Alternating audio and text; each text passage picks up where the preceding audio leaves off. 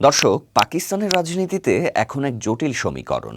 দেশটির সাবেক প্রধানমন্ত্রী এবং জনপ্রিয় নেতা ইমরান খানের ভাগ্যে কি ঘটতে চলেছে তা নিয়ে চলছে ব্যাপক জল্পনা কল্পনা। কাশ্মীরকে কেন্দ্র করে ভারতের সঙ্গে সাম্প্রতিক সংঘাত এবং দেশের ভেতরে সেনাবাহিনীর ভাবমূর্তি উজ্জ্বল হওয়ার ঘটনা কি তার মুক্তির পথকে আরও কঠিন করে তুলেছে? একসময় তারকা ক্রিকেটার এবং পরবর্তীতে জনপ্রিয় রক্ষণশীল রাজনীতিবিদ ইমরান খান এখনও কারাগারে। তার সমর্থকরা বিশ্বাস করেন তার বিরুদ্ধে আনা সকল অভিযোগই রাজনৈতিক উদ্দেশ্য প্রণোদিত।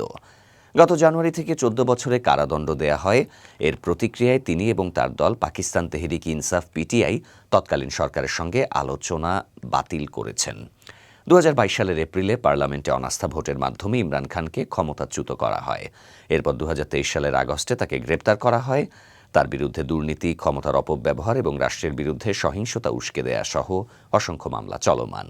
পিটিআই দাবি করে ইমরানের বিরুদ্ধে এই সমস্ত মামলায় রাজনৈতিক উদ্দেশ্য প্রণোদিত। ইমরান নিজে ক্ষমতাচ্যুতির জন্য সেনা কর্মকর্তা এবং বিদেশি ষড়যন্ত্রকে দায়ী করেছেন। ক্ষমতাচ্যুত হওয়ার পর থেকে তিনি এক অভূতপূর্ব প্রচারণা শুরু করেন এবং প্রকাশ্যে পাকিস্তানের শক্তিশালী জেনারেলদের সমালোচনা করেন। তবে সামরিক বাহিনী বরাবরই রাজনীতিতে হস্তক্ষেপের কথা অস্বীকার করেছে। ৭২ বছর বয়সী ইমরান খান এখনও জেল থেকে বেরিয়ে ক্ষমতায় ফিরে আসার আশা ছাড়েননি। কারাবন্দী হওয়া সত্ত্বেও তার পাকিস্তান জুড়ে লাখো সমর্থক। ধারণা করা হয় তিনি এখনও কারাগার থেকেই তার ব্যক্তিগত ক্যারিশমা কাজে লাগিয়ে সমর্থকদের উৎসাহিত করতে পারেন। কিন্তু কাশ্মীর নিয়ে ভারতের সঙ্গে সাম্প্রতিক সংঘাত পরিস্থিতিকে আরও জটিল করে তুলেছে বলে মনে করা হচ্ছে। পিটিআই সূত্র বলছে, ইমরান এখন আদালতে খালাস পেয়ে অথবা সামরিক নেতাদের সঙ্গে সম্ভাব্য আলোচনার মাধ্যমে কারাগার থেকে মুক্তি পেতে পারেন।